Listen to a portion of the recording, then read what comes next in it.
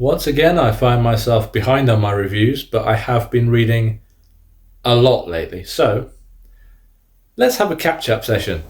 So, the first one we're going to catch up with is this one.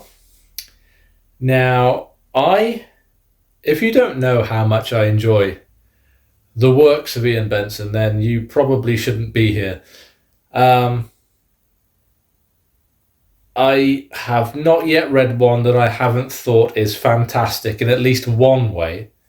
And we are not that far away, I believe.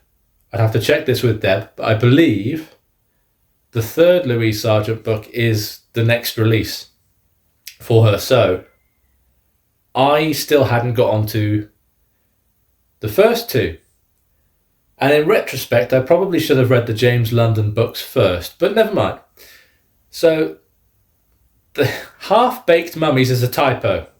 And it's not a typo in the title, it's a typo in the book. So you'll understand when you read it.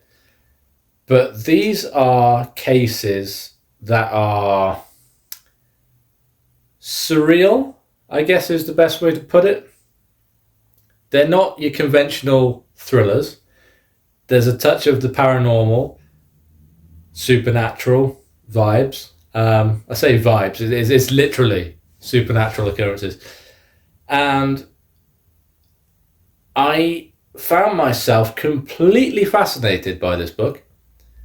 The scripture that controls people's minds, depending on what the lettering is, I thought was fascinating and very interesting, should that ever become a real thing.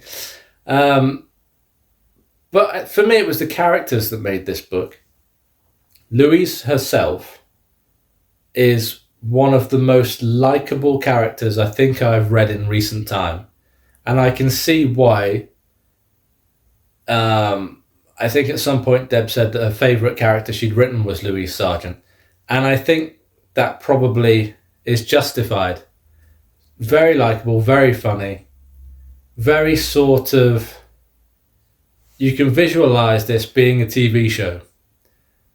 And I really enjoyed that. I also like the fact that the other supporting characters are just as likable. Velma in particular is a favourite.